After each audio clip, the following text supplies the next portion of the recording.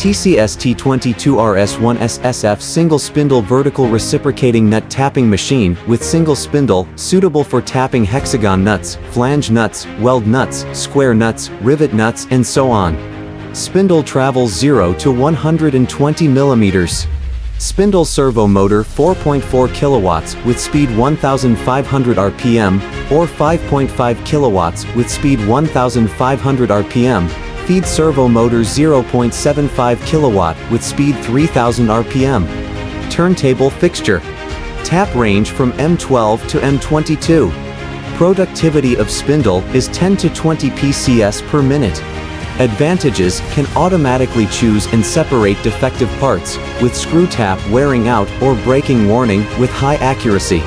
Dimensions: 1950 mm length, 1700 mm width, and 1900 mm height. Weight: 1500 kilograms.